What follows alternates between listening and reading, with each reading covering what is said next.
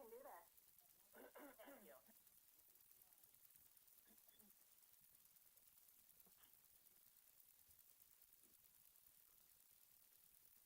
I'm going by my phone, so. Well, that's supposedly always on target. Well, usually the thing tells us it's going to start recording, too. True. No, there, Nadine's back.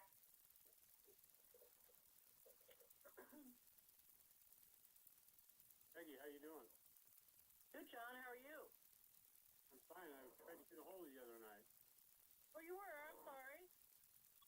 I got a touch base with the fellow on Orange Street called.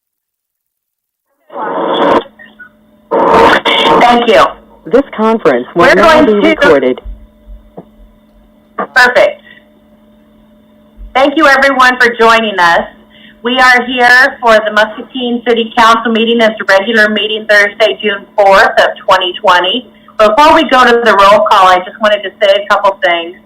First of all, for anybody that's going to want to talk when we get to the communications part, which comes up very quickly, please type in the chat that you have something you want to say, and I will call on you. For those who aren't able to use that type of technology or don't have access to the chat box, I will also ask at that point so that anybody that wishes to speak would have a chance. Next, I would just like to, this is our first council meeting since we lost Mayor Shalin, and I just wanted to ask everybody to join us in prayer and condolences for Mayor Shalin's family. She contributed a great deal to our community, so let's remember them tonight. Cinda, will you please do the roll call? Councilmember Hopkins? Present. Councilmember Freilich? Present. Councilmember Malcolm? Councilmember Malcolm?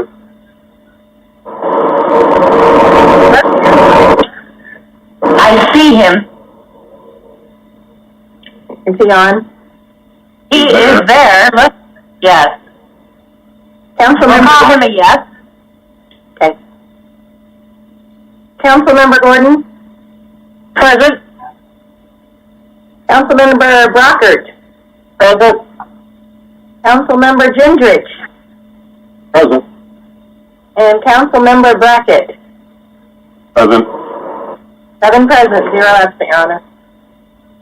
Thank you, Cinda. So we are going to skip the Pledge of Allegiance as we have been doing since we've been doing virtual meetings. We are anxious to get back to being able to engage in the Pledge of Allegiance together. So as soon as we're back in chambers, we'll do that again. But for now, that moves us to number 4, and I would like to ask if there's anyone with us tonight who wishes to talk to council about something that's not already on tonight's agenda. I do not see anything in the chat box. I will wait just a moment for anyone to please speak up if you'd like to speak. Kevin, is everybody unmuted on your end?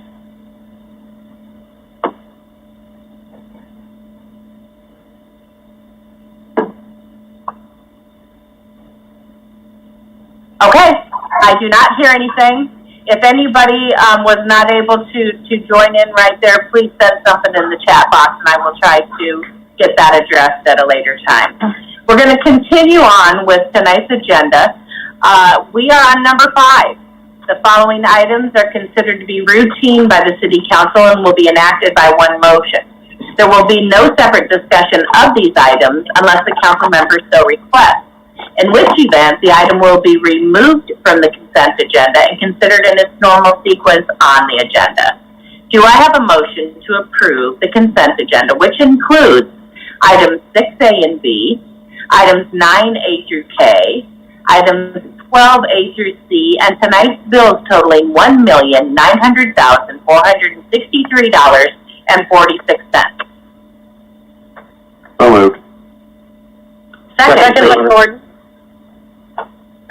We have a motion by Councilman Brackett with a second by Councilwoman Gordon. All in favor say aye. Aye. Aye. Is there any opposed? The motion carries. We have two public hearings tonight. The first one concerns an ordinance change correcting a drafting error in section 10-22-1, capital B, 5, lowercase b, of the city code, which regards the maximum fence height in the portion of a street side yard that is less than 6 feet from the public right-of-way. Now is the time for the public to comment. I don't hear anyone and I don't see anything in the chat box. So do I have a motion to close? So moved, Your Honor. Councilman Brackett. Do I have a second? Second, Councilman Freilich. Hopkins.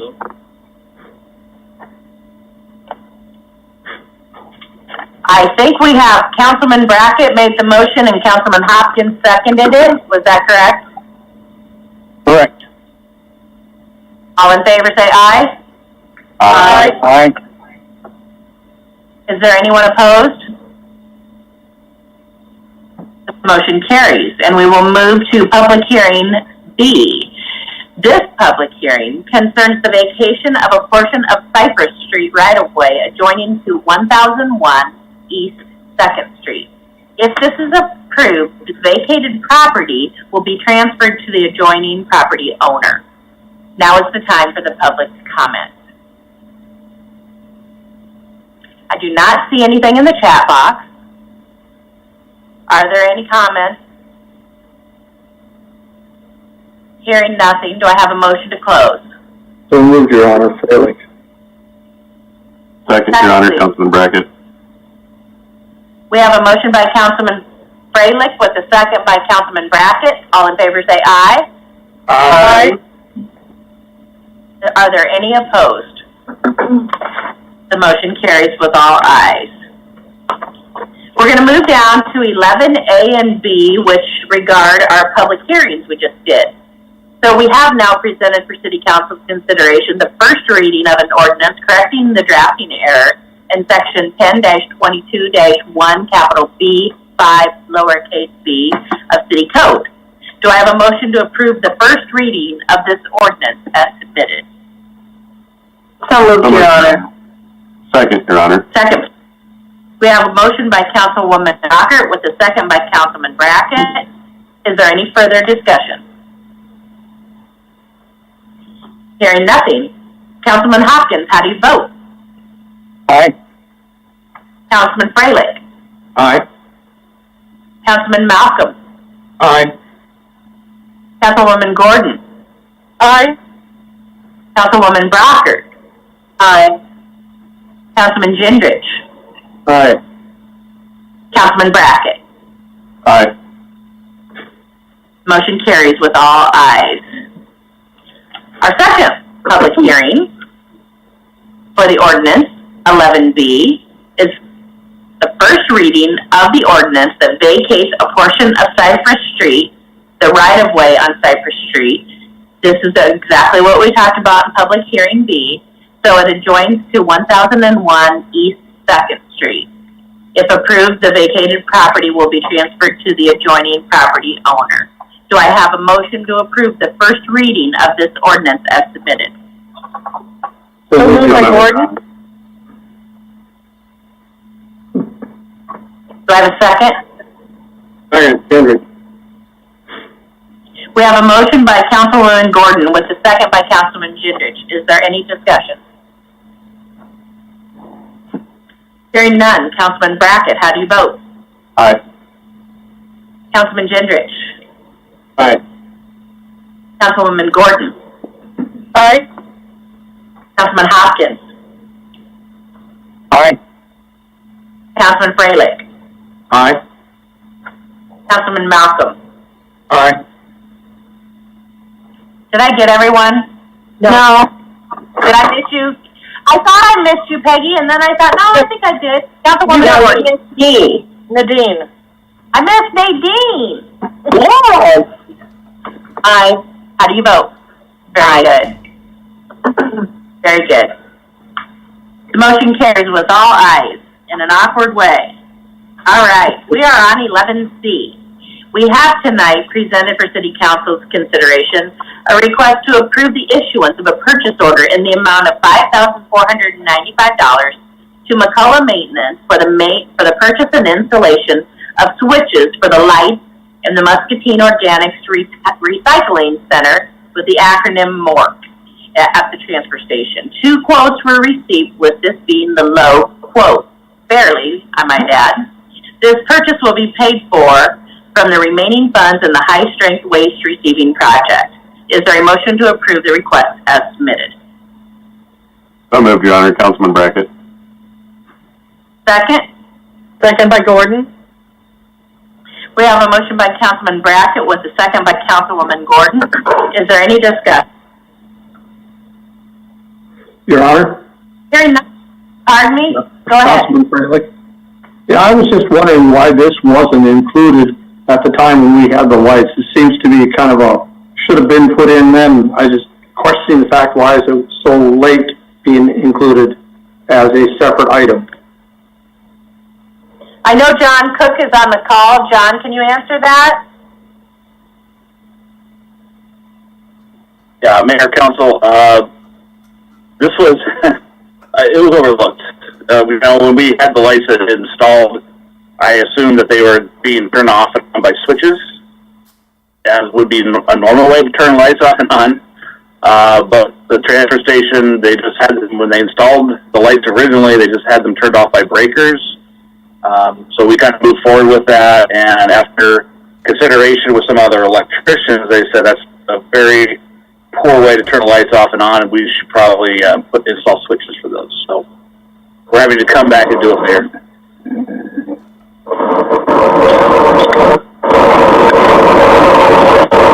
Thank you. Is there any other questions or discussion? Hearing none, all in favor say aye. Aye. Aye. Are there any opposed? The request is approved with all ayes. We are on 11D, and we have presented for City Council's consideration. Sorry, I had to make an adjustment there. A request to approve the declaring of certain items as surplus and allowing other items to be sold via an online auction between June 15th of 2020 and June 29th of 2020. Proceeds from the auction items will be returned to the department that submitted the item. Is there a motion to approve the request as submitted? So moved, Hopkins. Henry. I have a motion by Councilman Hopkins. Councilman Malcolm, did you second that? No, Councilman Gendrich did. Councilman Gendrich. So we have a motion by Councilman Hopkins with the second by Councilman Gendrich. Is there any discussion? Hearing none, all in favor say aye. Aye. Aye. Are there any opposed? The request is approved with all ayes. And we are now on 11E. We have presented for City Council's consideration a request to accept the CARES Act grant for the airport operation from the Federal Aviation Administration. The grant is for $69,000. Do I have a motion to approve the request as submitted? So moved, Your Honor. Councilman Freilich. Second, Your Honor. Councilman Brackett. We have a motion by Councilman Freilich with a second by Councilman Brackett. I will start the discussion on this in an effort at full disclosure. I actually already did sign this. This was overlooked on our last agenda, and the time deadline was today at 5 o'clock, or we would have lost the grant for $69,000. And since we are still under an emergency proclamation for the city that I had signed, and that the fact that this grant was a direct reflection of the coronavirus pandemic, I went ahead and signed the grant, the acceptance of the grant on Monday in order for it to be timely received and that we didn't miss out on the $69,000. But I'm still asking for your approval of that signature. Is there any discussion or questions? I would just say that I'm glad you went ahead with that because I'd hate to miss out on a grant like this. I was sure that was everybody's sentiment, but I wanted to make sure that you all knew that that's what happened. Mayor, this is Councilman Gendrich. How did you find out that we were running kind of late on that? Jody Royal Goodwin let me know on Monday morning that it was somehow left off of the agenda. The last meeting in May is when it should have came through the agenda for you to approve it at that time. And she found out that it had to, she knew it had to be signed and submit. They had to receive it by 5 o'clock today. So on Monday, I thought. I'm glad they were double checking and going back through, and that was done too. You bet. Yep. So it's all done, and they've received it, and we're in good shape. But I still wanted your approval for the signature and for us to accept the CARES grant money of $69,000. Why anybody would say no is beyond me, but let's still make sure that we have it all correct here. So if there's no other discussion, all in favor say aye. Aye. Are there any opposed? The motion carries with all ayes. We are on 11F.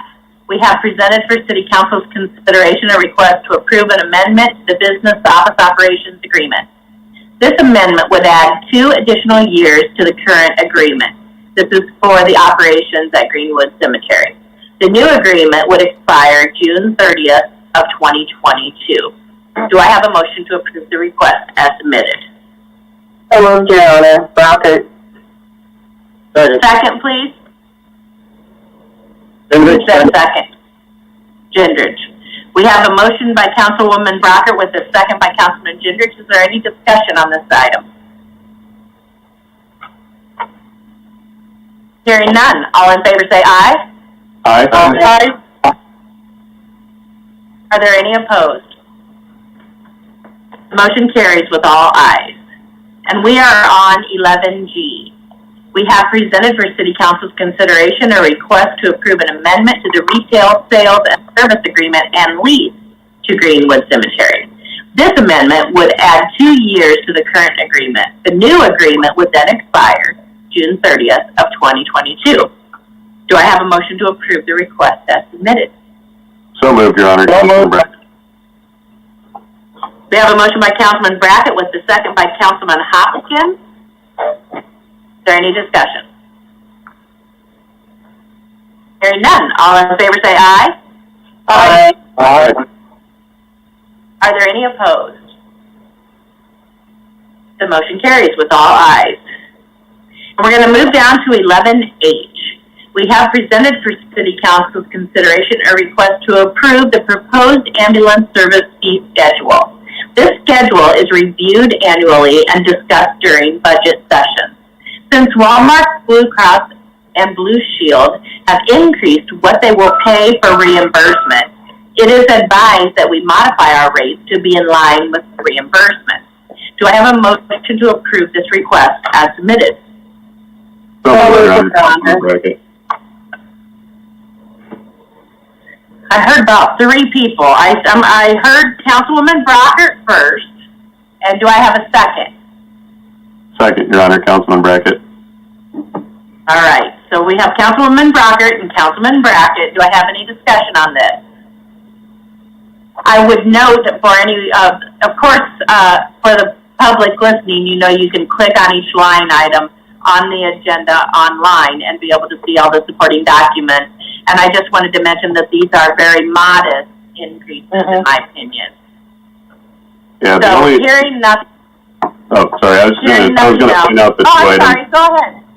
I was just going to point out the 2 items that were slightly higher than the rest. As you said, most of it was very minimal increases. I don't know what I don't know how to pronounce that word. I don't know what that is, but it was a $50 increase. And then it looks like intubation, maybe there was not a charge before, and now there's a $100 fee. But based on everything that is going on, I would assume would have to go on extra with that at this time. That seems reasonable as well, so. Okay. Any other discussion? Hearing none, all in favor say aye. Aye. Aye. Are there any opposed? The motion carries with all ayes. And that's the end of those items, but we have a couple of discussions. 11I, we're going to have a discussion of the estimated impacts to city revenues from the COVID-19 pandemic and possible expenditure revisions for our FY20 and FY21 budget. We did have Nancy Leak, our finance director, give us some updates a couple weeks ago. And of course, things are changing on a daily basis with regards to the pandemic. And so we've got a little bit more numbers.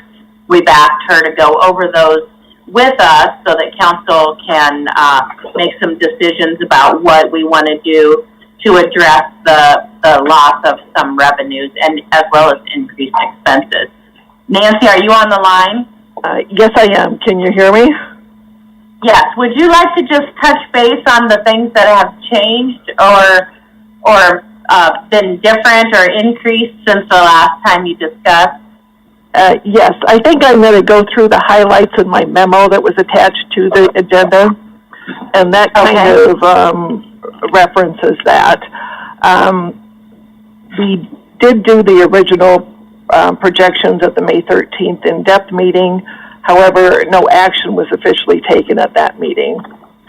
I've got a different format for the lists of revenue and expenditure proposed changes, and that kind of satisfies two different things. The League of Iowa Cities has asked all their member cities to provide them a list of their estimated impacts and the assumptions that those changes were based on. So the new format addresses both the presentation tonight as well as the information that I submitted to the League. Some of the most significant changes since the May 13th meeting, now we have our actual revenues through May, and before I was just looking at actual revenues through April. Since that meeting also, the decision was made to close the Aquatic Center, which has impacted both revenues and expenditures.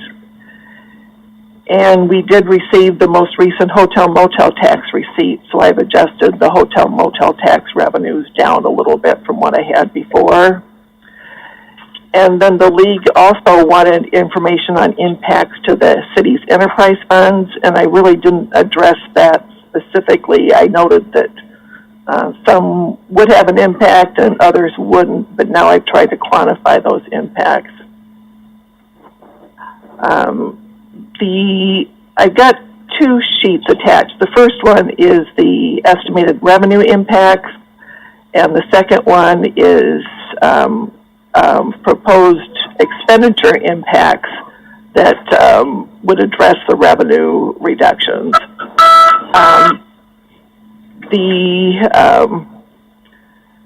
But the most significant recommendations from the May meeting are still are what is being proposed. The biggest hits are to road use tax and probably local option tax. So we're still proposing to defer the FY21 pavement management program, and that's including the street work and the sidewalks. And then we're proposing to defer the hiring of the new positions that were added for the FY21 budget, and that was the HR generalist and the 3 additional firefighters. So those are probably the most significant, and those have not changed. And as the mayor alluded, this is based on updated assumptions, and these assumptions are likely to change quite a few times before we're done with this, but it's based on the information we have right now. And yeah, I think I'll start going through the revenue impacts now.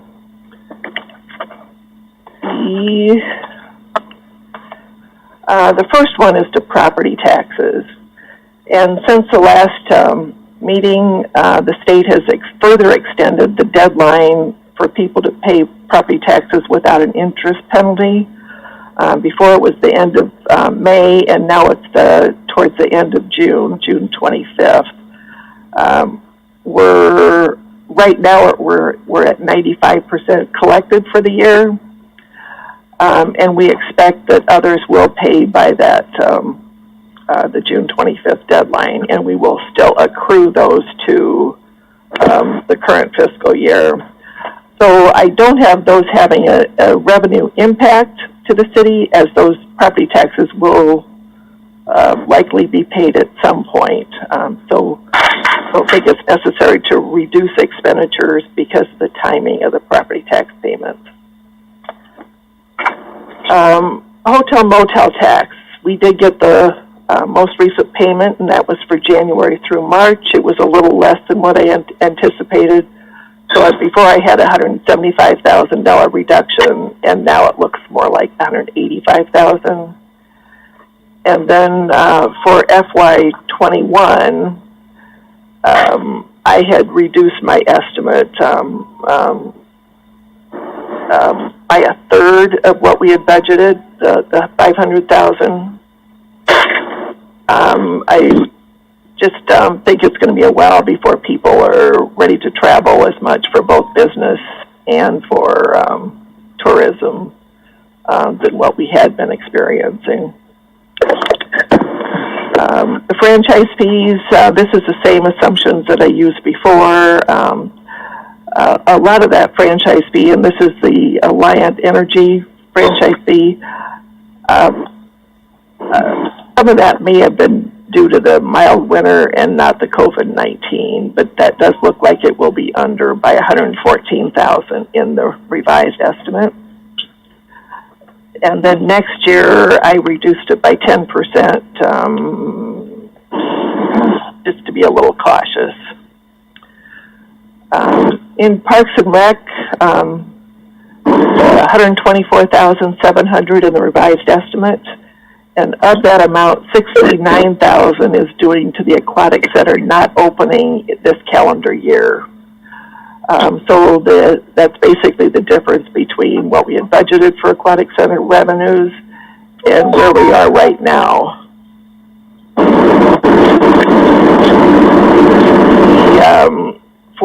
And then there was also facility rentals are down and program fees are also down in the revised estimate. Next year, that $115,700 revenue reduction, that's for the other half of this calendar year's Aquatic Center revenue, or the part that's in FY21. So the July and August revenues we won't have, and we would only have next spring, late May to June, and I did allow for that to be 20% less than a normal spring period, just if people are not comfortable going to public facilities yet. Licenses and permits, I've just looked at the building permits here. I did increase this a little bit based on where we are through actual May building permits. And so I took year-to-date and then a 25% reduction from a normal June permit period. And then next year I allowed for a 25% reduction, and that may be too pessimistic, but I wanted to be a little cautious there.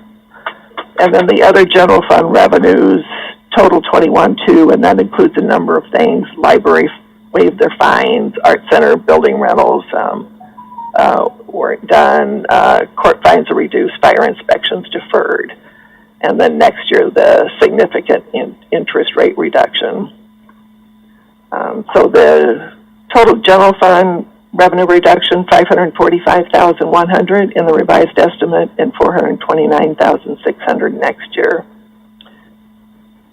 The next area, road use tax, and this didn't really change from the May meeting. We're allowing a 25% reduction for the last 4 months of this.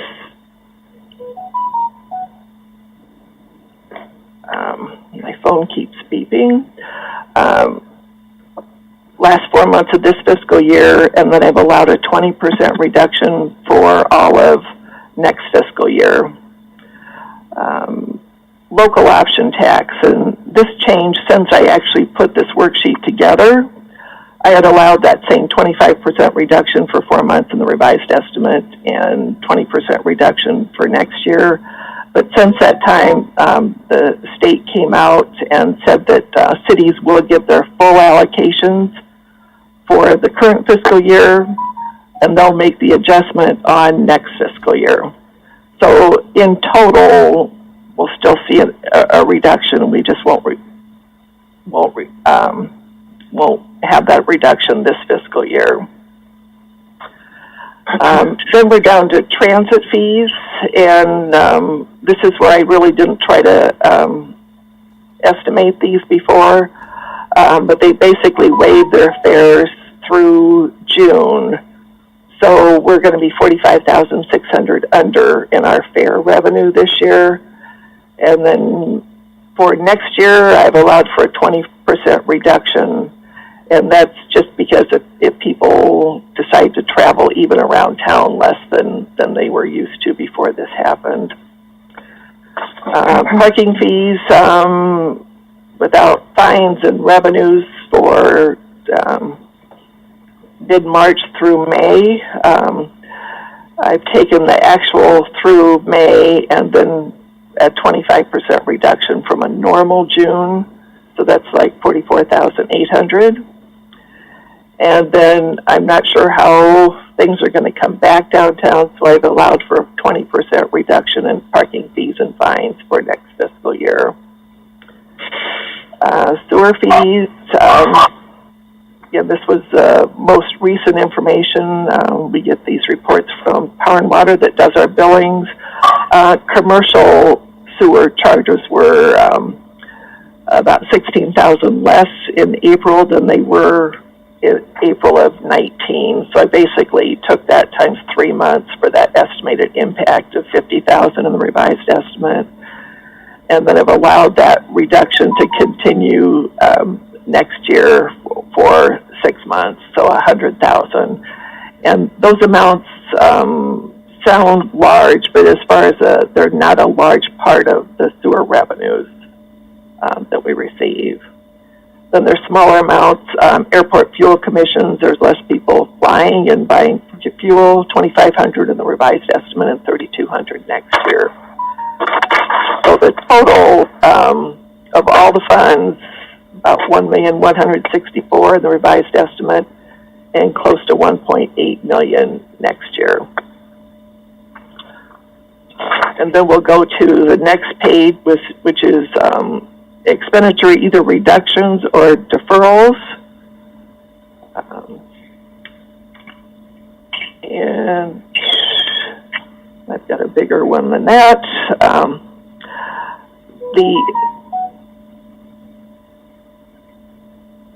Some of the aquatic center expenditures, and that's directly related to not opening the aquatic center this calendar year. So we'd have expenditures would be reduced by $89,000 this year, and for the July and August months, that would be $100,000 of expenditures that would be reduced. Parks basically agreed that they would reduce their other budgets and enough in the amount needed to offset revenue reductions.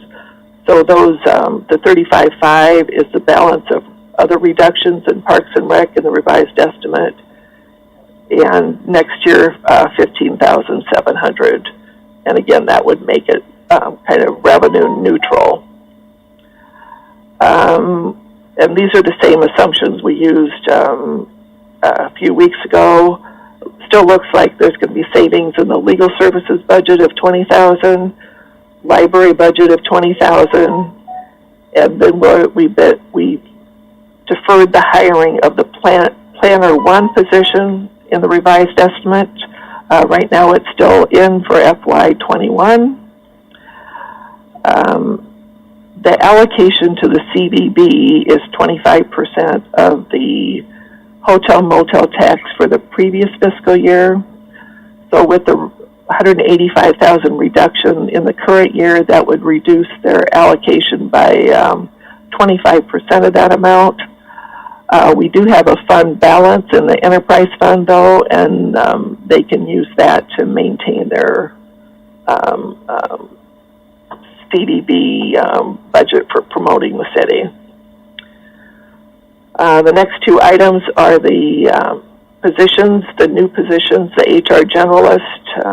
If that was deferred, $73,700. The 3 additional firefighters, $234,400. And then the subsidy, the general fund subsidy, the airport, those two amounts total, that's $69,000 that you just approved the CARES grant funding for. So that's going to benefit, that's going to help by not having the subsidy as much to the airport. So the general fund, $237,000 reductions in the revised estimate, and $503,600 for next year, with those total $741,000. The road tax fund, that revised estimate is the sidewalk program allocation for $100,000, and next year that $512,800 is the part of the $1 million payment management funded from road use tax. The balance of that is from the local option sales tax. And this area, actually that reduction will be in FY21 instead of partially in this year and part next year, so we're getting the full fee. For the enterprise funds, I really wasn't able to tell just what the expenditure impact would be on transit. There will probably be savings there, but and then we do have the CARES Act funding that will help address things in transit as well. Parking didn't identify a lot to address the revenue shortfalls. We do have one of the part-time meter attendants positions that's currently vacant, and I've got her working some extra hours, but we're holding off on hiring the second meter attendant. And then in sewer and airport, we really haven't identified any specific cost allocations or cost savings that were identified. So, so the total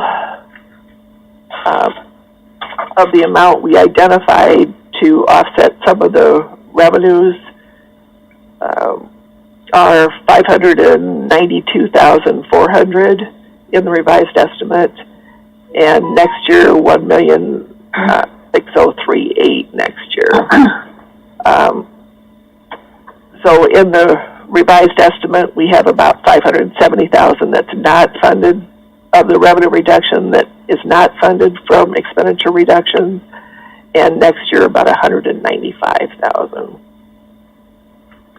I think I skipped over, there's a few things up above that I don't have in the proposal, but I wanted to identify them. That was the allocation for the merit increase, and we're not proposing that be reduced, and we also have the planner 1 vacant position, and we're not proposing that not be filled at this time, but I just wanted to point that out to you. So Nancy, your net then, if after you take all of our lost revenues and then our savings for expenses, you're looking at about a $575,000 deficit still for FY20. Is that correct? It's probably easier to look at funds, and that fund statement is on the final page, and this is updated from what I did a few weeks ago. We are looking in the general fund that we would be reducing the revised estimate fund balance by $369,000 this fiscal year, and the revised estimate had us reducing it by $61,000. It's going to be higher than that, and then, but that would still, based on our fund balance policy, we would still have 20.6%.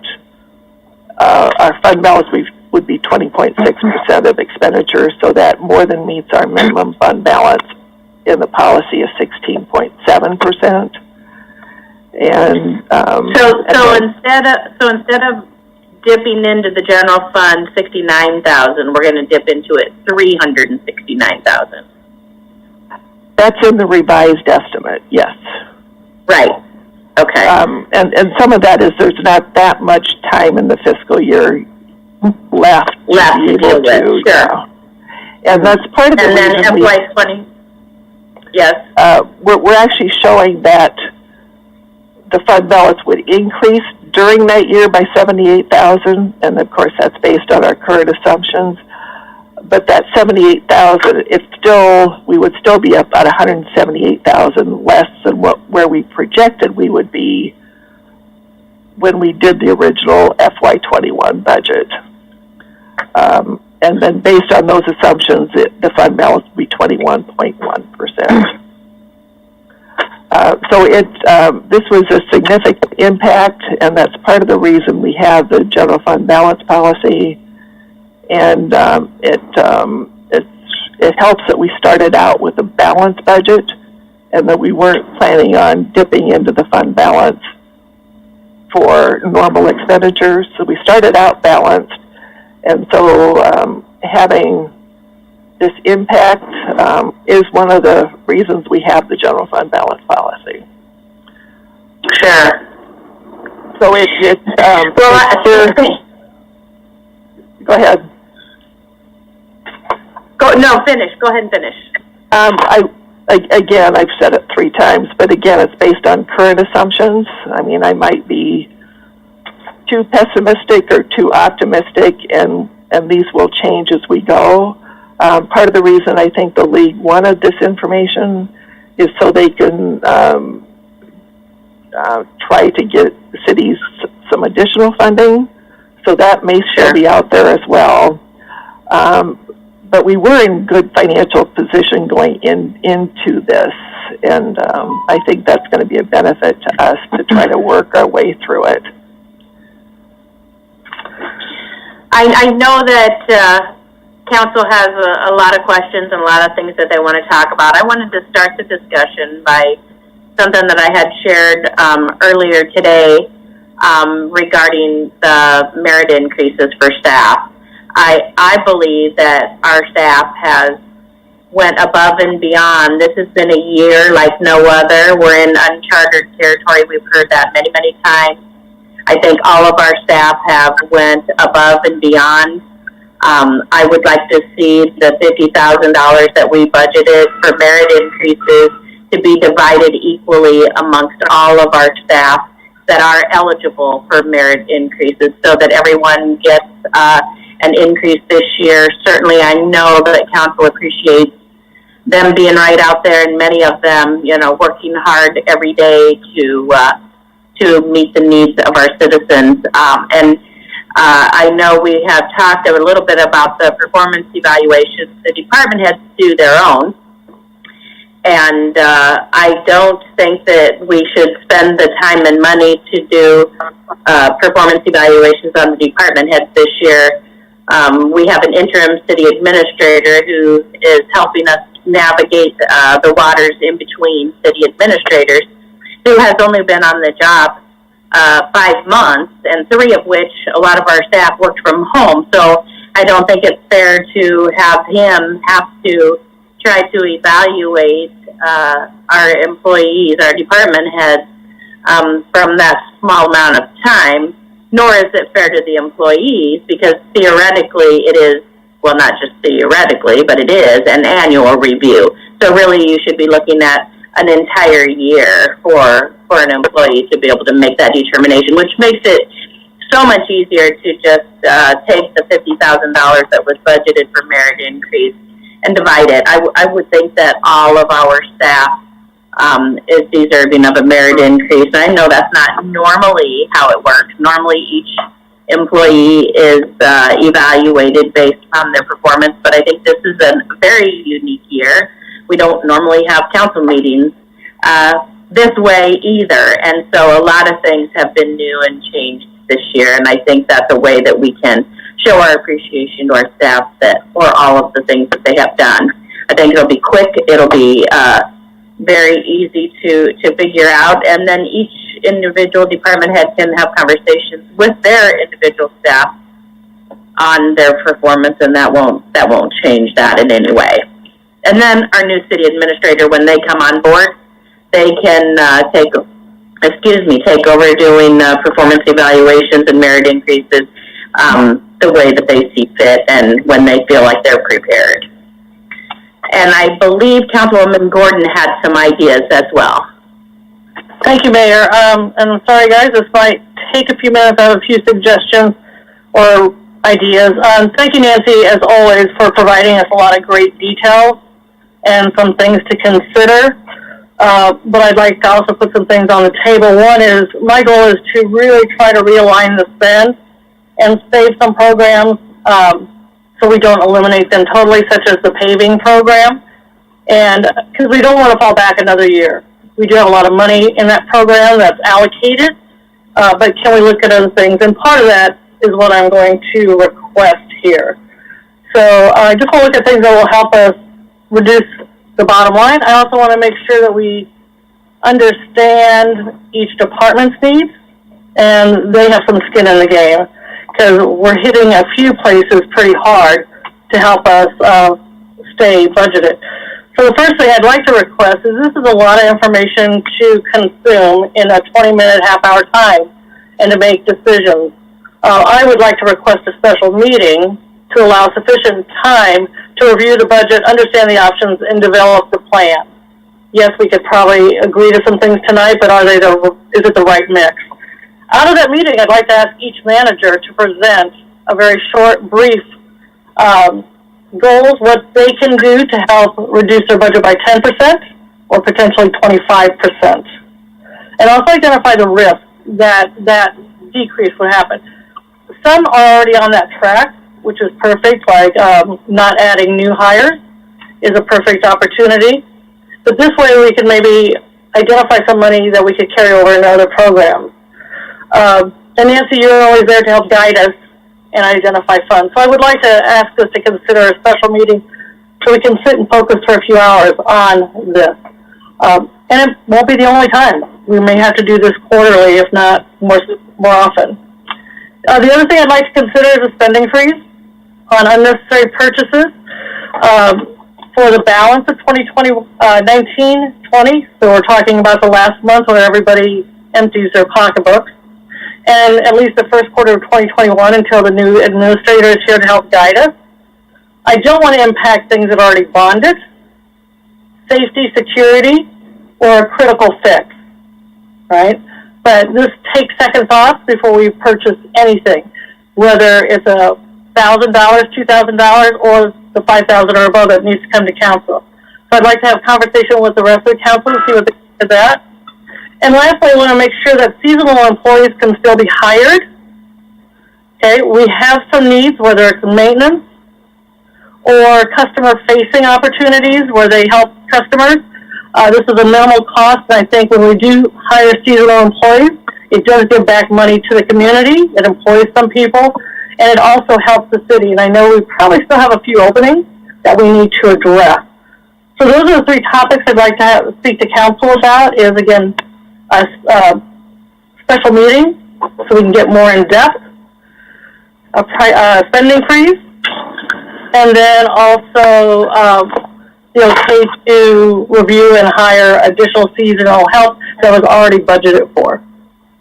So those are my little topics for budget.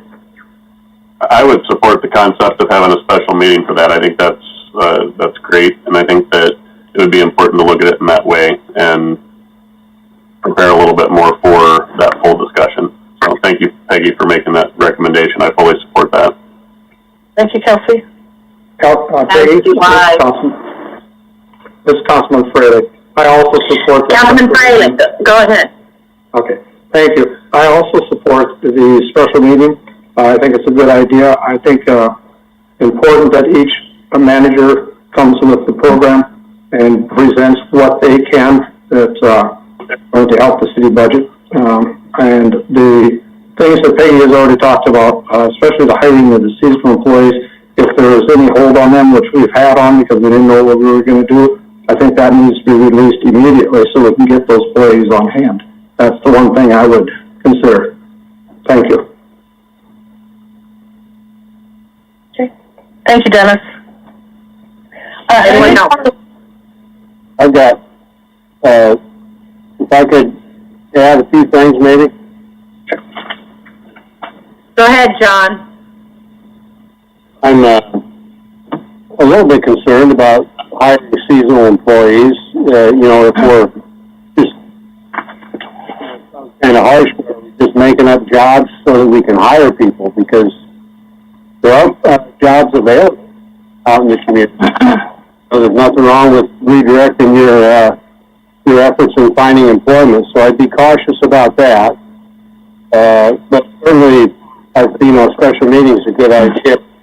I'd also, hearing the update on what is the progress of the director evaluation for their merit raise and so forth, because I'm wondering if, if there's been a lot of progress made on evaluation of our directors of certain departments, and there's a list, and we have our non-union employees for their merit raise and so forth, and what we want to get it done. I'm concerned that our interim city administrator has actually 5.5 months worth of contact with our staff, and if we hire a new city administrator on board, the first week in August or so forth. Now you get working on merit evaluations for department directors, and the person says, "Wait a second,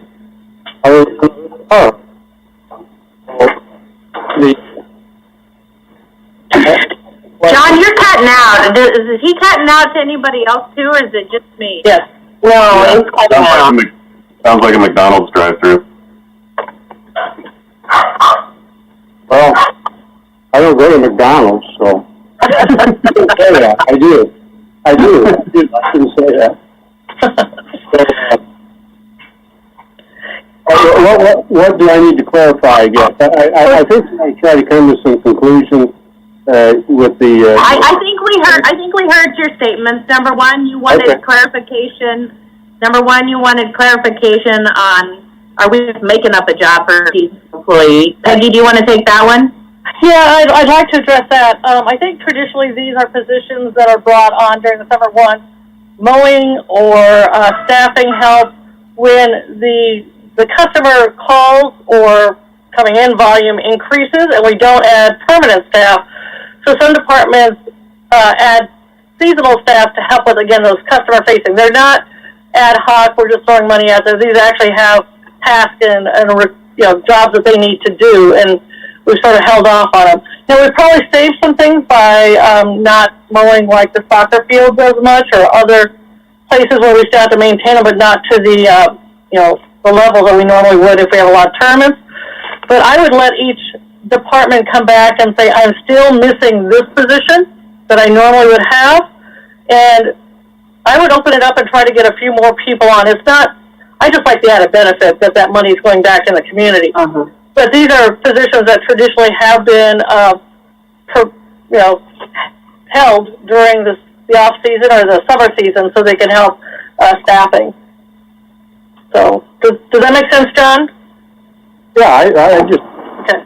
Sure we're not going overboard on that. No. Like the special meetings, certainly, that's fine with me. I wanted to clarify one of the other points, if that's all right.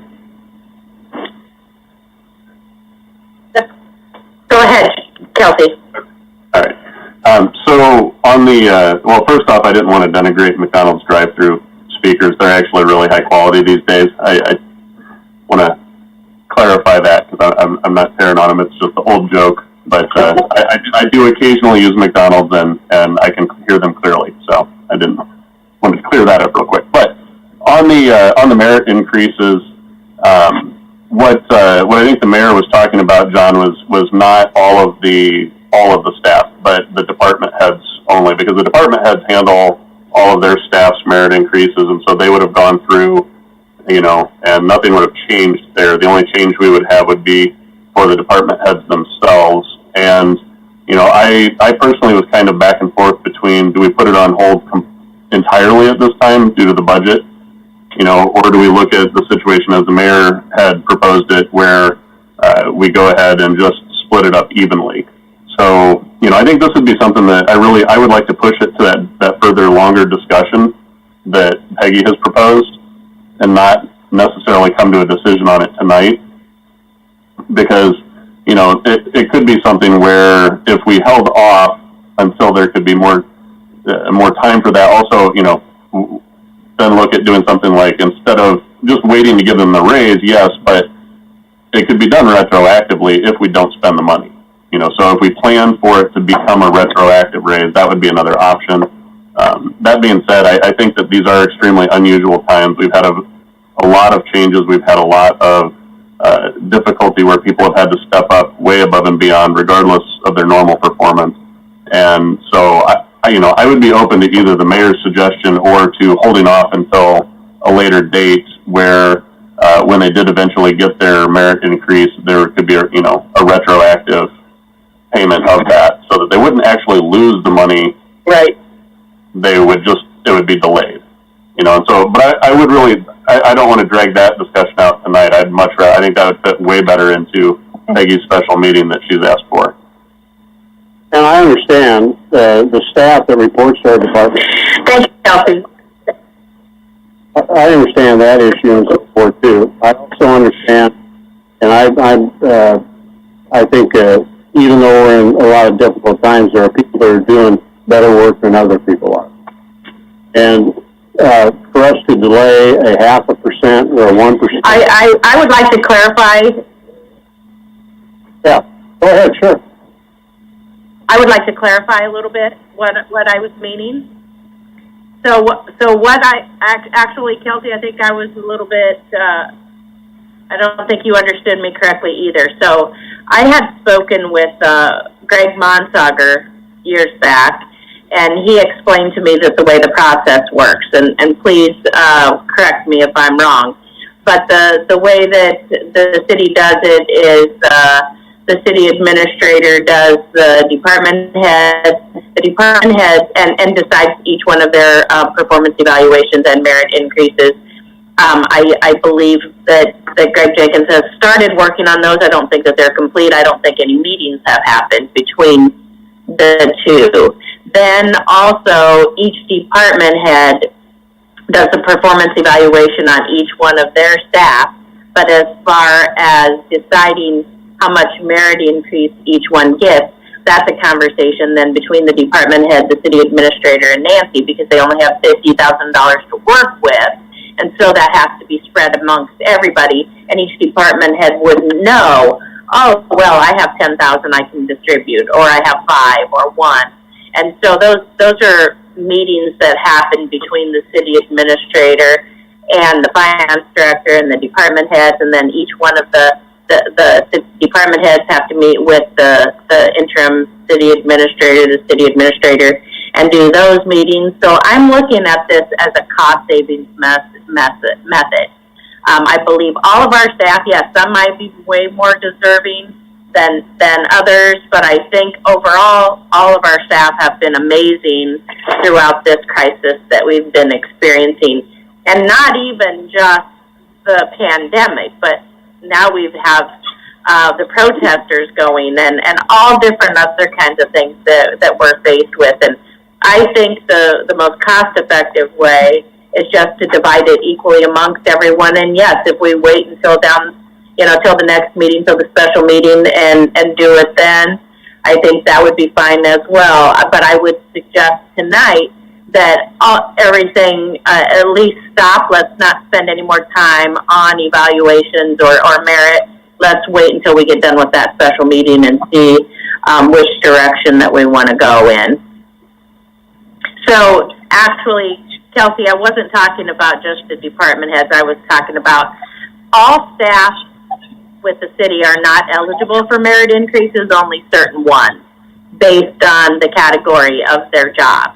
So some are union, some are seasonal, and they're not eligible for merit increases. So there's a smaller pool that is. And so my proposal was to equally divide the merit increase pot of money between everyone. Gotcha. Which my guess would be, and I could be wrong, we're looking at between a 1% and 2% increase for each. Mayor, is that incorrection? And we had a memo here that merit raises are either 0.5% or 1%. Is that incorrect? Mayor, may I jump in, please? This is Stephanie. Sure, go ahead. Just to clarify, John, I do think that you have an older memo. That was the very first year we did the merit increases was 0.5% and 1%. Okay. So you guys might have been sent an older version of the policy. It's 1 to 3% currently. And just to clarify, the mayor's close on the process as far as how it works. But the department heads make the recommendation for their staff with their evaluations to the city administrator for who they'd like to see get merit. Non-union employees who are above step 5 or above are those employees that are eligible. There are no union employees that are eligible for merit increases. And then the city administrator reviews all of those evaluations and recommendations for merit plus the evaluations done for the department heads and make some determination there how to spread that $50,000 or whatever the budgeted amount is. This year it was $50,000. Those recommendations have already been made to the interim city administrator, and he has reviewed those, but has not yet done the evaluations with the department heads. So there's been quite a bit of progress. Yes, there has. Okay. And that's just something I don't want to bog down the new city administrator with this. And, you know, well, John, I wasn't asking the new city administrator to do it as soon as he took office. I think that would be something he would look at in the next round. I mean, as someone who I do them for staff at the Y, and I can tell you they do take a lot of time, and I don't think it would be a problem at all for them to skip a year on their performance evaluation. I don't think that it is fair to the city administrator to ask him to judge an entire year based on 5 months, with 3 of them being out of the office where he wasn't even working with them. Nor do I think it's fair to the employees to have an annual review where the person reviewing them hasn't really got to see their work. I know, having gone through a variety of HR classes and courses, because I do the HR pieces at the Y, Stephanie, I'm sure you would weigh in on this, that one of the biggest things they tell you when you're evaluating someone and doing their performance evaluation is don't focus on what's been happening recently.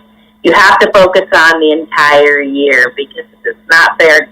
And they tell you to be very cautious because if something had just happened, good or bad, it might heavily weigh you when you're doing their evaluation to want to score them in that way. And they're constantly cautioning you to make sure that you look at the entire year when you're doing that. And so I guess I don't see how you can do an annual review if you haven't been there for a year. And I don't think it would hurt at all the department heads to get an annual review and go to next year. In fact, I can tell you, I know a lot of people, including myself, who don't always get one every year, and it doesn't seem to matter. That's why, but I know it's important for merit. And so I think this is a cost savings cost-saving method all the way. Stephanie, would you agree that that is something that HR directors are always taught to not just look at something that's happened recently, but look at the entire year? Yeah, I would agree that looking at the entire year is the best practice for sure. The interim city administrator doesn't have that benefit. Next spring, the new city administrator won't have had that benefit either. So I guess I would hope, I guess if you're going to hold a special meeting, I would encourage that we could have this discussion at that time, because I think you'll have different thoughts and perspectives from different department heads about how it might affect the employees in their department going one way or the other. And giving them an opportunity to have that input, I think, would be beneficial to the council. Mayor, I've got some questions for Stephanie, if that's all right. Yes, please, go ahead. Okay, because I'm learning a little bit more than I knew before, and while I, don't want to drag this out too long, I think that given the discussion we've had up to this point, I don't want to let this hang out there too much either. So, Stephanie, I think you were explaining, at this point, the department, and please, I'm looking for verification if I'm understanding this correctly. So at this point, the department heads have done their normal process. They've already reviewed their staff, and those recommendations have been sent to the interim city administrator, who really is just decides whether or not to accept those recommendations. Is that where we're at right now? Yes, that would be basically correct. And he's evaluated those and laid some initial thoughts out on that, but they have not been finalized at this point. Okay, so I think where I would, and I would like to push this to that deeper session, that special meeting, but I think where I would probably stand on that would be to, basically take those recommendations as long as they fit the budgeted amount, because that work's already been done. That is the department heads know their people. They've already, there's no limitations on time with them. They've been with them the whole time. So that part makes sense for the department heads' recommendations, as long as they fit the budget, to go ahead. I think the part where I would have, I would want to hold off either on the evaluation itself and just take the mayor's recommendation with the remaining funds that are available in that budgeted amount for raises, and distribute that evenly amongst the department heads. That would be, I think, my thought on it, because that would make more sense to me. The department heads obviously know their people. That work's already been done, so we're not going to save anything there. But for the department heads, take the remaining amount and distribute it among them evenly. That's definitely. And I would be on. Yeah, and I would be on board with that if that were. I wasn't aware that all the department heads had already done their performance evaluations with each one of their staff and had submitted those suggestions to the interim city administrator. So, yes, I'd be fine with revising that proposal to give the suggested amounts that the department has decided, and then whatever's left equally among the department heads and have them go their evaluation. I think that would be a good compromise. But yes, we can talk about this at the special meeting. Is there anyone else that wanted to weigh in? Yes, Your Honor. This is Fralick. I think that's a great idea. Dennis. Yes, I think that's a great idea. Since the work has already been done on the department, people underneath the department heads have done their work. Go ahead and go along with that. I think defer the department heads' evaluations themselves, split the money. I think that's a great idea, and it solves some problems that are immediately right now.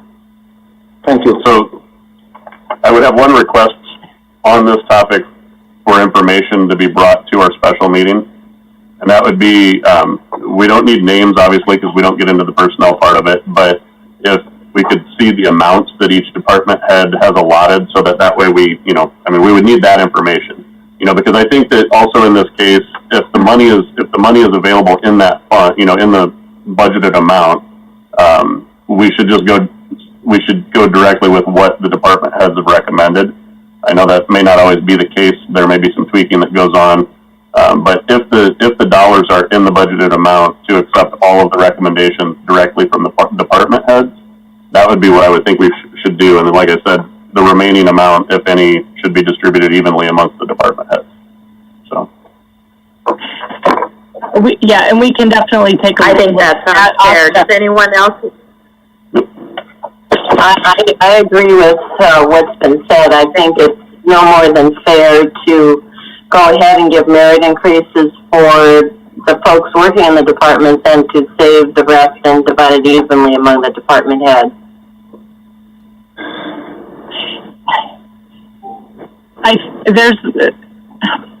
Anyone else? Mayor, if I could just, there's a lot.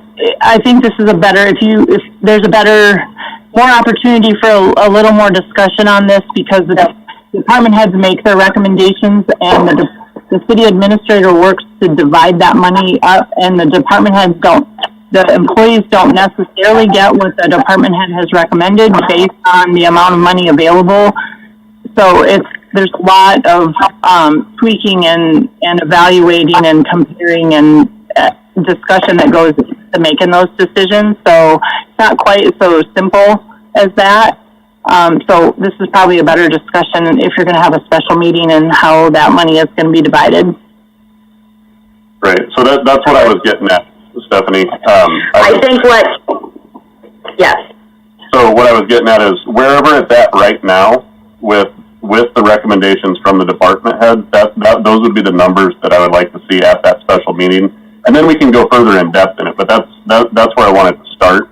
If there needs to be additional changes to what each department head is allowed to give out, I think we should decide on it at that meeting with you and with the interim city administrator, and us having that discussion. So, but I would like to see the amounts requested and see if that fits into the budget, because like I said, the department heads know their staff the best, and they've been with them the whole year. And so if they haven't exceeded the available amount, then that, I think that we should this time around look at just going straight with that.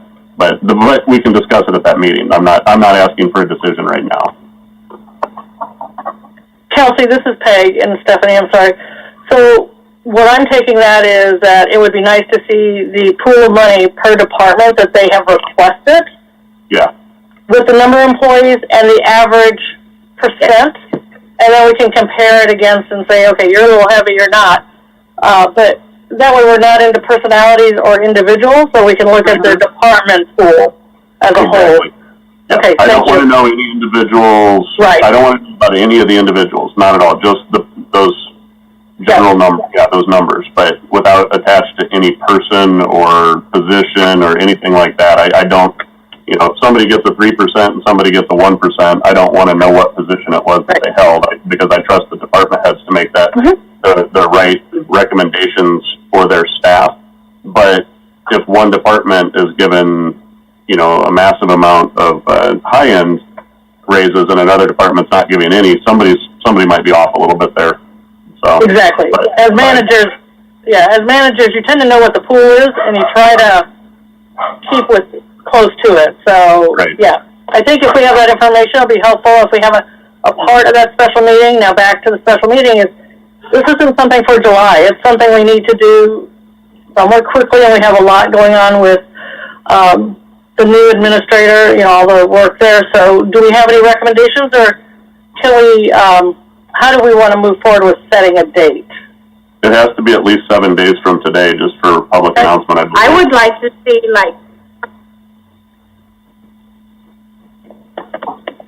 so why don't can we do it before the council meeting? Cinda, could we do one at 5:30 before the 7 o'clock council meeting? I don't see why we can't. That's fine.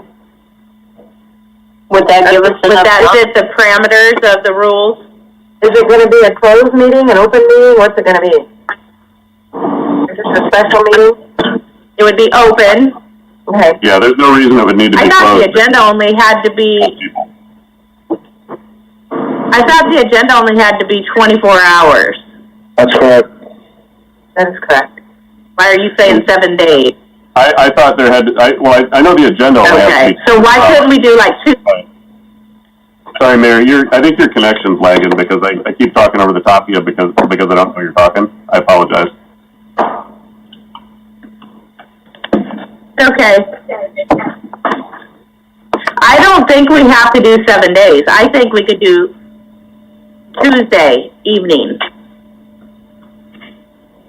Well, if we make it before the next council, if we make it prior to the next council meeting on the same night, I think that would be, I mean, that to me, I think would give staff enough time to get the things together without having to rush really fast or do anything extra over the weekend or anything like that. It gives all of us enough time to do a little extra homework between now and then as well.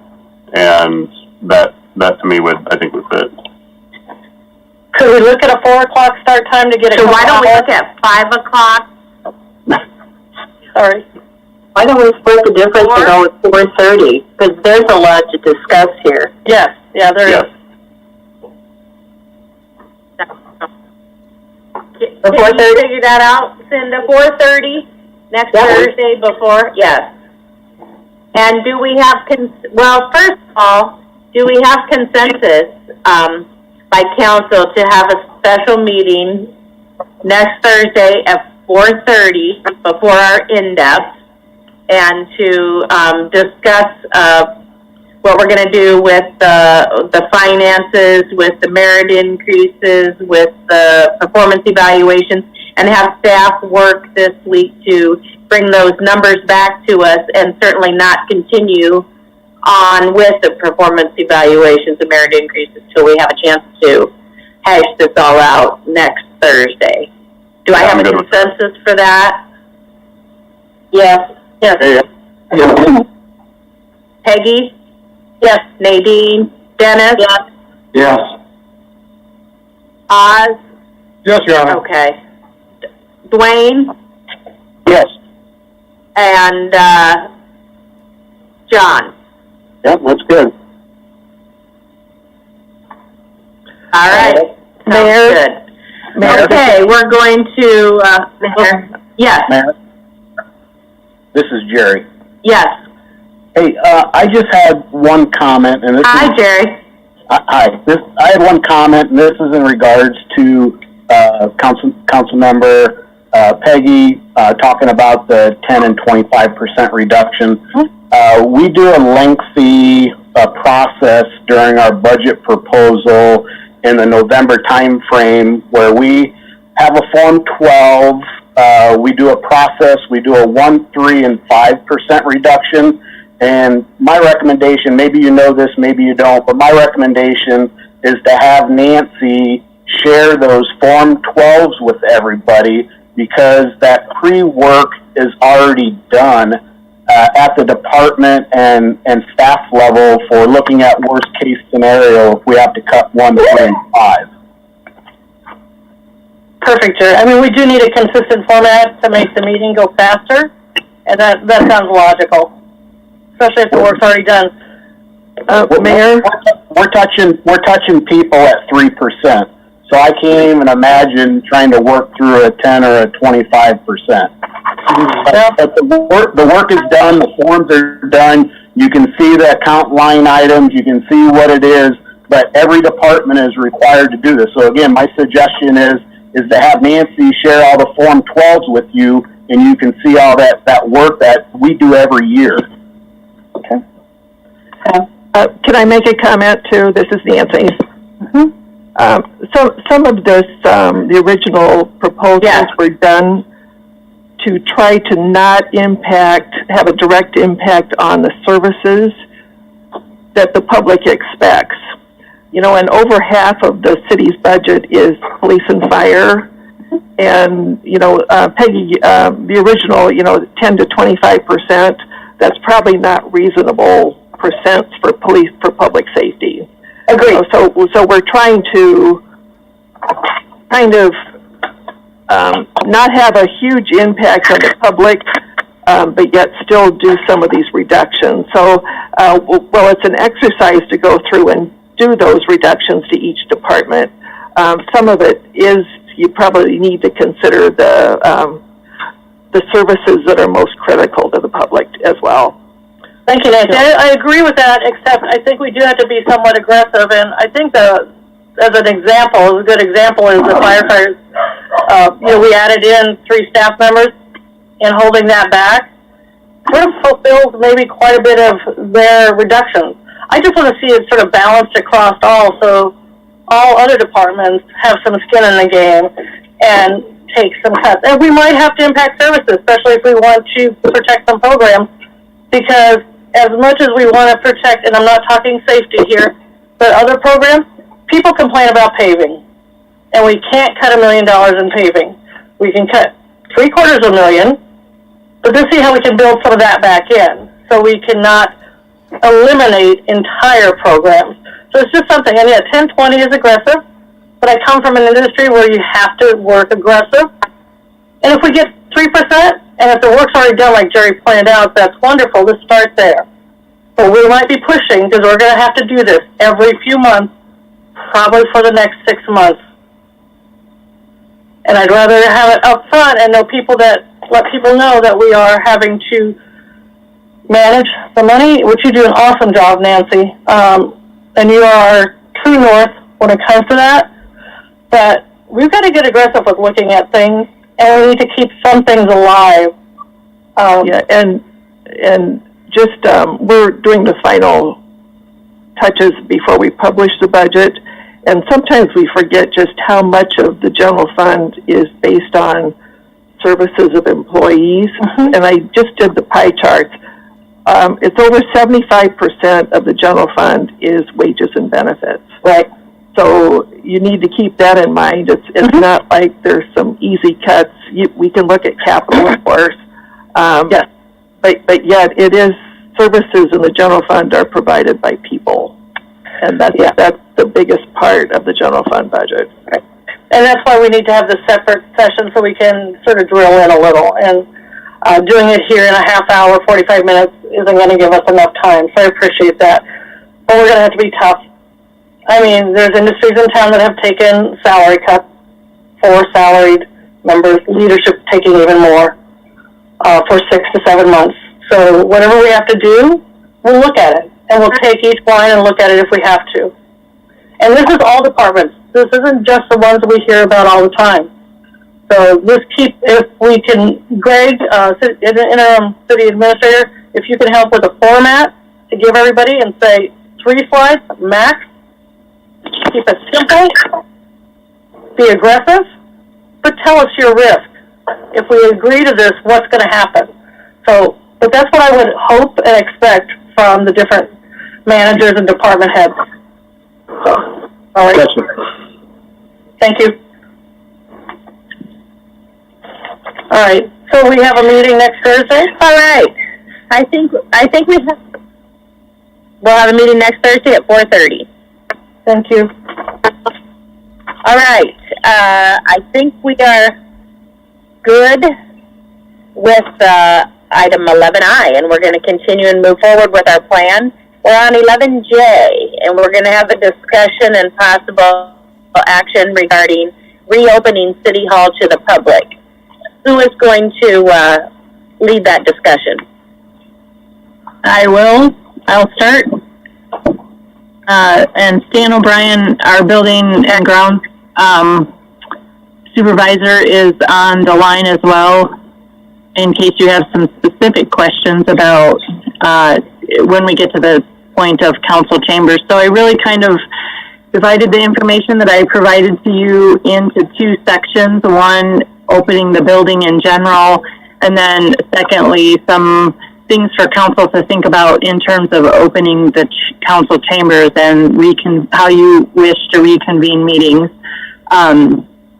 So I sent 2 things out. One was just kind of a narrative format of things that we have done or will be doing in terms of getting ready to reopen the building, and then a short PowerPoint that just gave you some examples and a bit of visual to help, because there were some questions last time. It was the last meeting about the barriers that have been put in place and that sort of thing.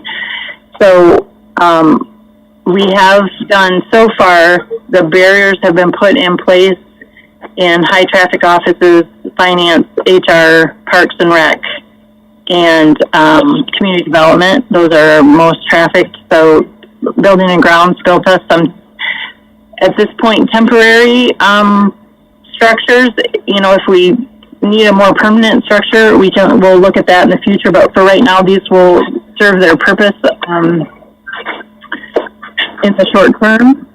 And we have placed around the building, we have hand sanitizer, you know, all those things that disinfectant wipes, gloves, masks, cleaning supplies available to employees, so that as people come in the building, we can keep as much sanitation as possible.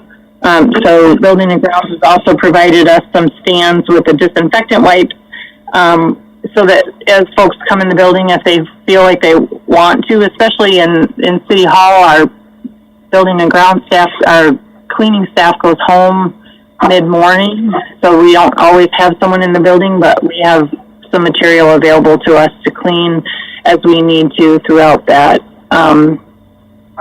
throughout the building, throughout the day, and people can be more comfortable too if they wish to sanitize a doorknob or a hand railing, they can take a sanitizing wipe. We'll also have markings in place to keep people as distant as possible. Our building isn't super conducive to keeping distance, but where possible, Parks and Rec is an example, office where we can have one-way traffic, maybe come in one door and they exit from the other. We will have some markings where people can, and chairs and things for people to wait if there's a line for service in some of the offices.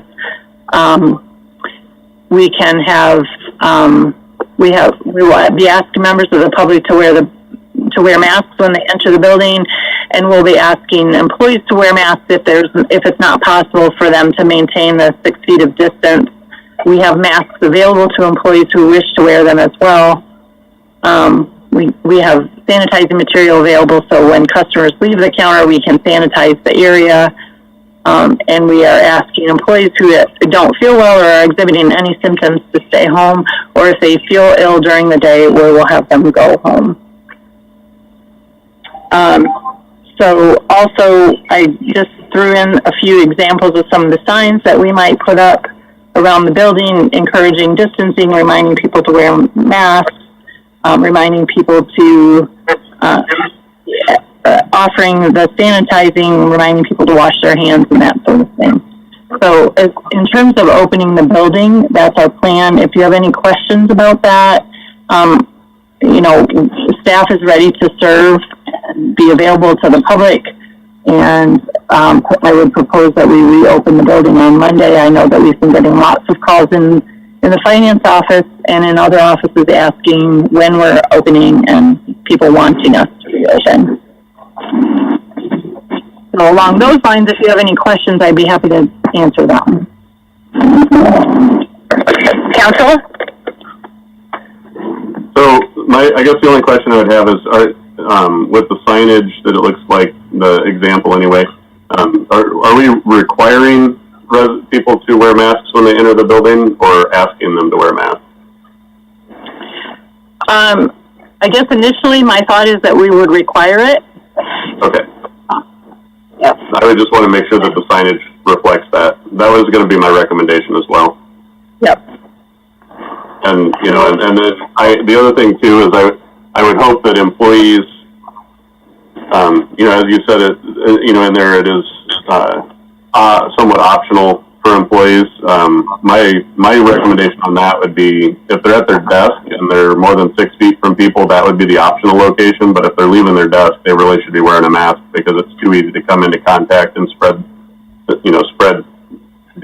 potential virus as you're moving around. It's going to spread further, and you're going to breathe harder when you're moving and things along those lines. So, you know, I would want employees, because otherwise then you're putting it upon the employees and letting people walk past to have to ask other employees to mask up with certain clothes.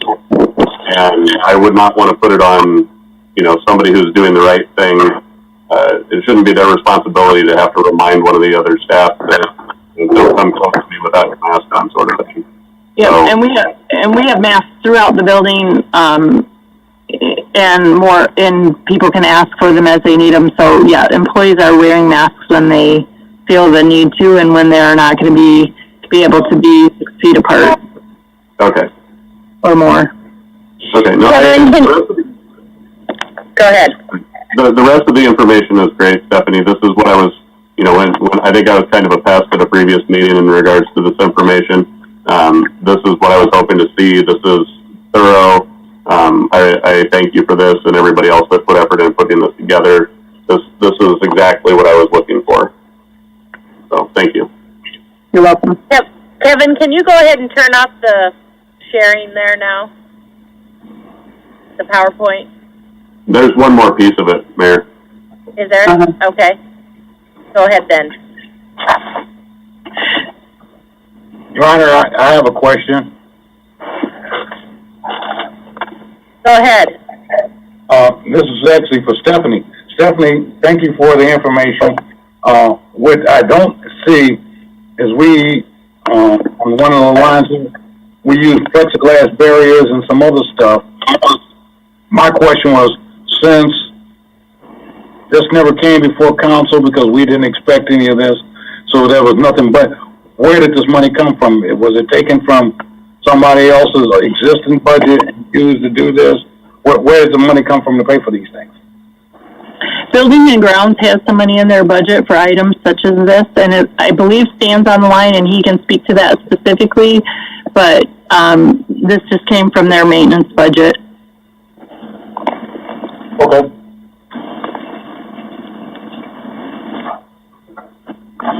Thank you. You're welcome. So the next piece of this is a few options in regard to how you might wish to open council chambers. I laid out a few thoughts that I had based on what I've seen other cities doing, and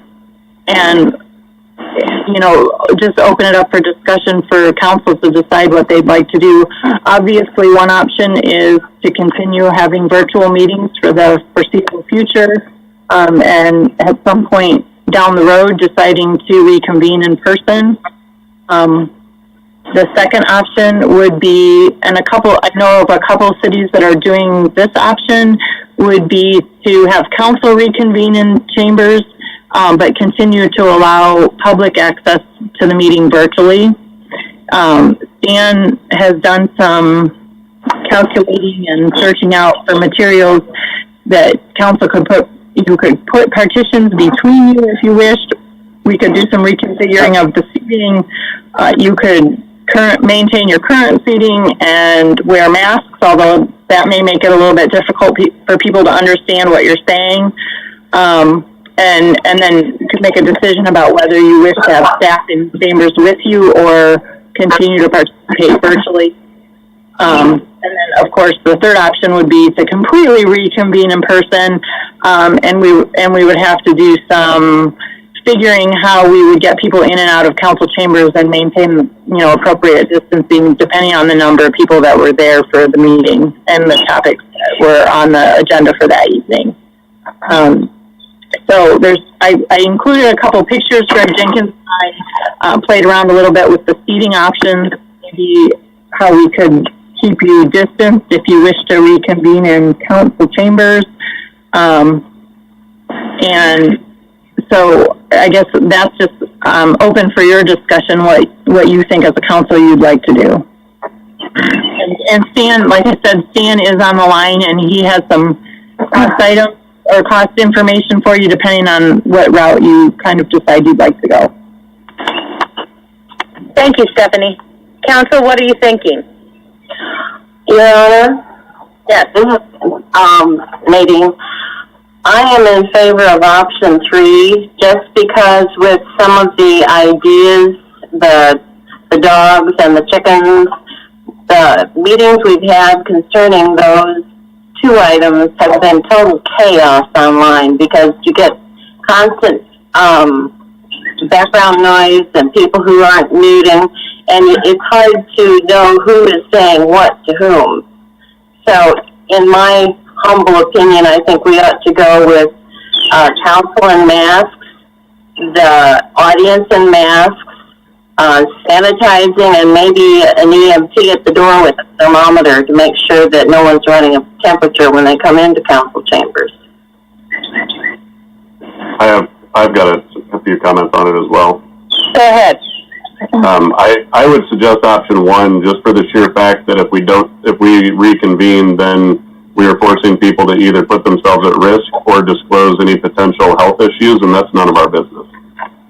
So if people have conditions that could make them more susceptible to the virus and put them at a greater risk, for them to give us a reason as to why they could not return to council chambers, or any staff member for that matter, whether it's, council staff or anyone else that is required to be present for the meetings, then we are forcing them to disclose health issues, and that's not appropriate.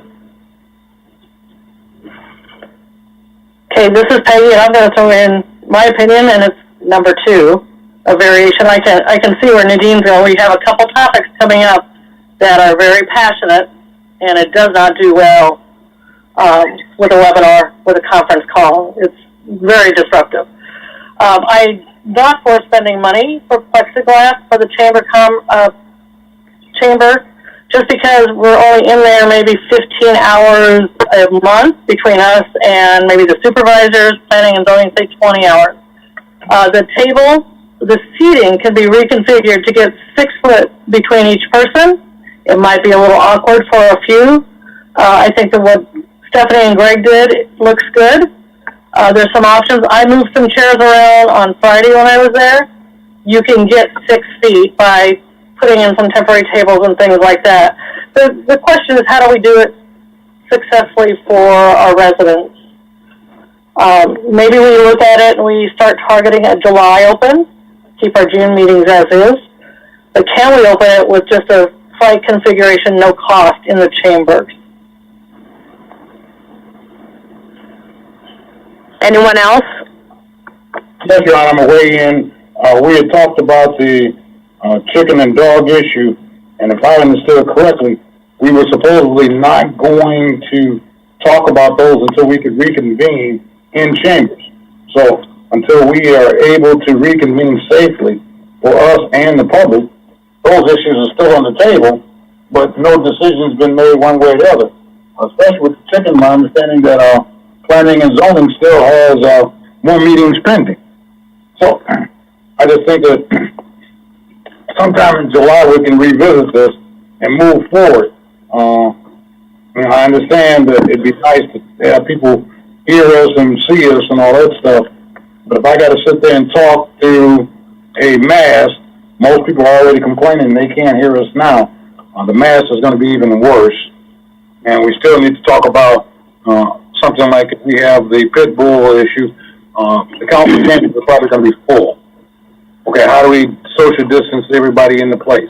I mean, I'm going to assume it's very possible that we might have people standing out in the hall. Same thing with the chickens. So, I think if we can still meet right now online and move slowly with this, open City Hall back up, but for the meetings with us, let's wait for a minute and see how things pan out and get a feel for where we're going. There's no big rush as far as I can tell. Let's try to break this down. Is council okay with City Hall opening up on Monday with the accommodations that have been put in place by staff? Yes. Yes. Yes. Yes. I'm cautious, but I think that they've done a good job of putting together a plan, and so hopefully the public goes along with the request. So, yeah. And I'm yes. Okay. So we've got that part figured out. Now we got to talk about council meetings. So far, it doesn't sound like I'm hearing some cautious on when council meetings should start. In person, I've checked around a few, and I really think most other cities are still doing them virtually. at least the ones that I looked at. Shall we look at talking about this again as far as when council meetings are going to resume and how they're going to look? The last week of June? I mean, that's only 2 weeks from today, the last meeting in June. If we were going to look at a July 1 resuming, we would need to talk about it in 2 weeks. That doesn't buy us a lot of time. I recommend that we talk about it again July the 2nd. That's just before the holiday. We'll get a better feel for it. A lot of people probably won't be available anyway because of the 4th of July holiday, even though we're not having our annual parade and some other things. But it might be a more productive time for us to get a feel and a handle on where we're going. I gotta tell you, I'm apprehensive about meeting in person. I'm on a lot of calls every day about the pandemic with other mayors, with other communities within our community, certainly with Homeland Security and Emergency Management, and I can tell you, I just went in a very small grocery store for the very first time in the last couple days. I don't go anywhere. I stay home, and if I do go anywhere at all, which is not a store, I wear a mask the entire time. So I'm pretty apprehensive about it, but I'm sure that others probably aren't as cautious as I am. But is there any other council that wants to weigh in? It sounds like I'm hearing Councilman Malcolm would like to talk about this again at our July 2nd meeting. I'd be open to that. Yep. Yes, yeah, same here. Okay. All right, let's get it back on the July 2nd meeting for us to talk about council meetings. And council did give the okay to go ahead and open City Hall on Monday with the accommodations. One thing that I would like to make sure to focus on is making sure that the accommodations at City Hall are followed. So if we're going to say wear a mask if you come in the building, somebody needs to be doing some enforcing to make sure that they are wearing a mask. I think it only takes 1 or 2 times and people see other people not doing it, and then it all goes south. So, and I know it's not a fun time, and it's not fun to do that, but I think in the interest of safety for the public as well as our staff, we have to do that. Your Honor? Yes. Can it possibly be like some of the stores have a sign on the doors that saying mask is required? Just a simple sign saying mask required. Also, I'm going to assume that the media people are following our meeting tonight. If they could, put on there that we're going to open Monday and masks will be required. Absolutely. Yes, and I will do that on my update tomorrow morning at 10 a.m., but also, I'm sure Kevin has been amazing with the press releases lately, getting those out and trying to keep everybody updated and informed on all the different changes, and I know there's been a ton of them. But one thing, our Muska bus is requiring masks, and we've been doing that, and that's been working. So one other question that I had on it was, what if somebody comes without a mask? Are they going to be available for them? No. Yes, we do have masks available, and Councilmember Malcolm's point, one of the signs that it was in that PowerPoint is that masks are required and they will be posted at each City Hall entrance. And if I could just throw out one more food for thought, this is a little bit outside of the box, but in terms of reconvening council, for some of those issues like the chickens and the pit bulls where you are expecting a larger crowd, perhaps if you wanted to be able to hold an in-meeting person, we could find an alternative location where more people could be accommodated, one of the school auditoriums or something like that.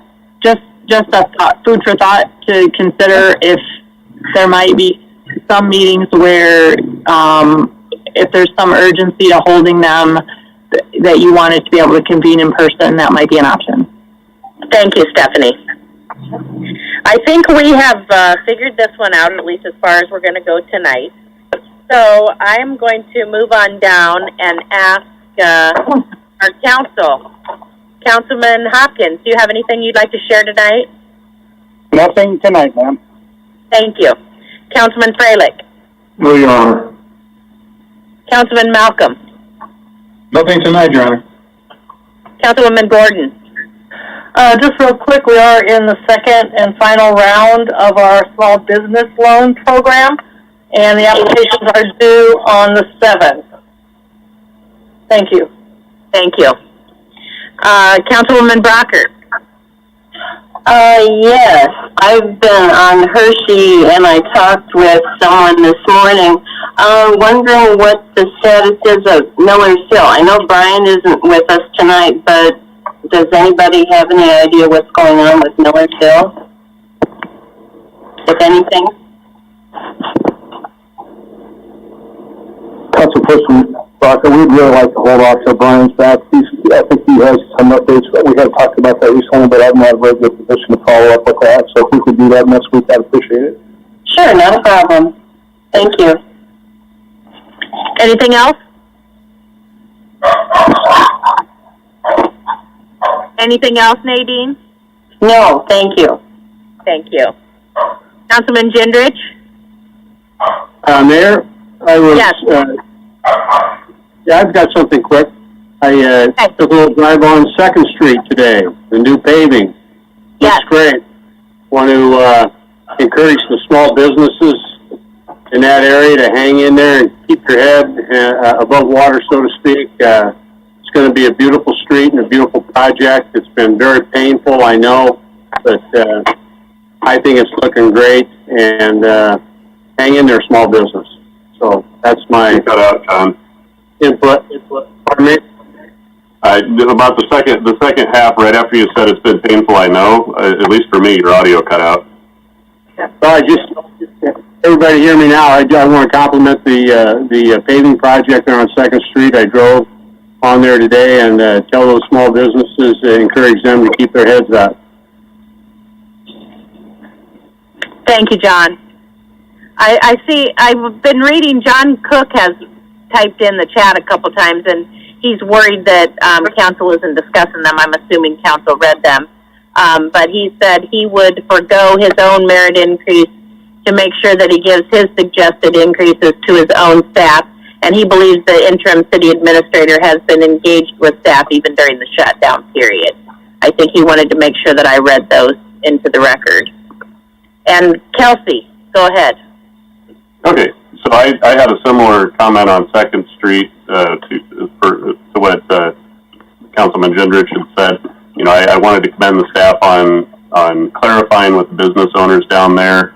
I think that Public Works, our engineering staff, and again the contractor as well have gone out of their way to get things clarified, get things adjusted in a way that is helping out those businesses that have people coming in the front door.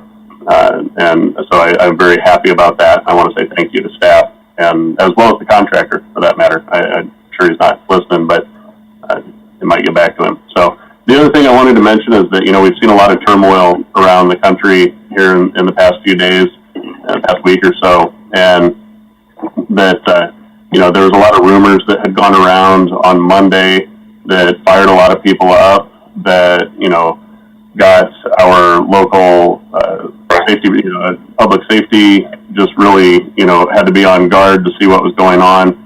And I want to say that I think everybody handled themselves really well. We had a few days of protests here in town that were very peaceful, that were attended well by the public.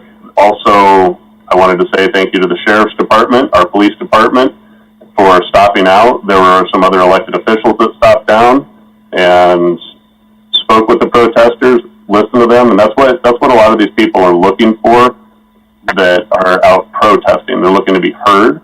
You know, the property, I'm not going to speak to the property destruction that's going on in other areas. There's a lot of theories about what's actually going on there, but what we had here was we had our local residents, just our local residents. We didn't have people come in from out of town.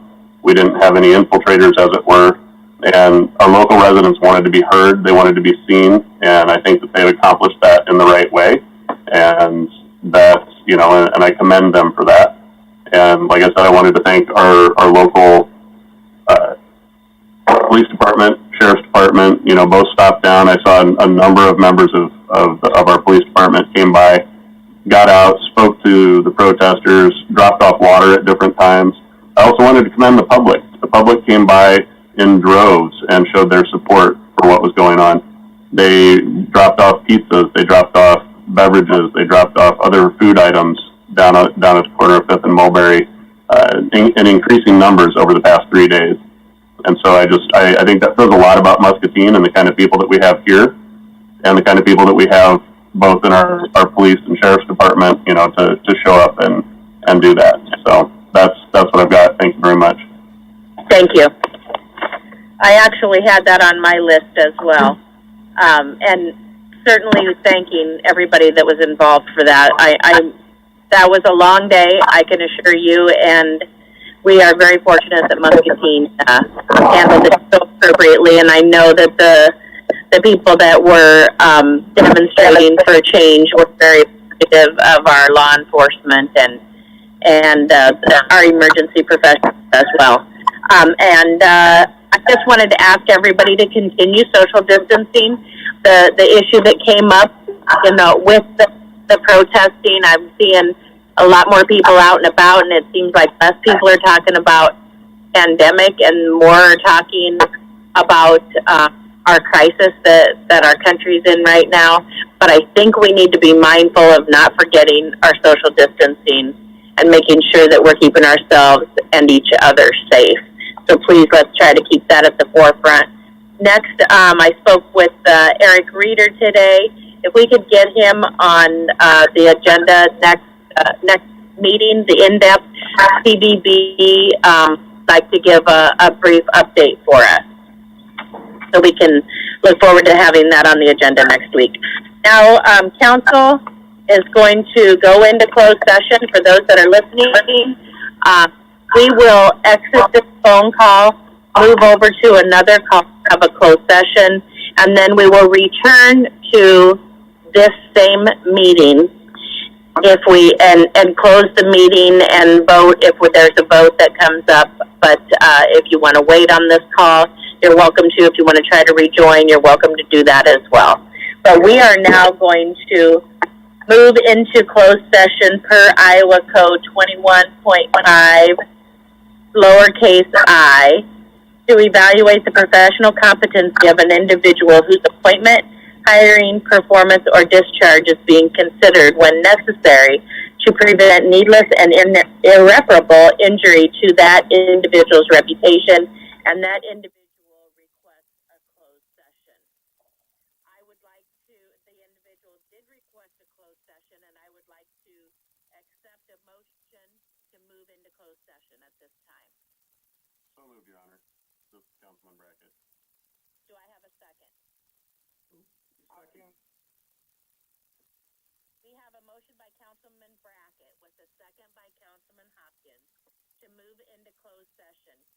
Councilman Gendrich, do you agree?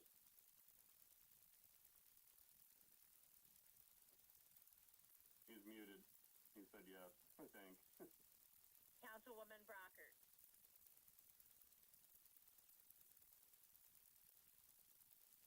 Councilman Brackett? Yes. Yes. Councilwoman Gordon? Yes. Councilman Malcolm?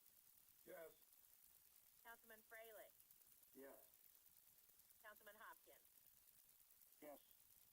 All right, we are going to exit this phone call and immediately be in closed session when we get to the other one.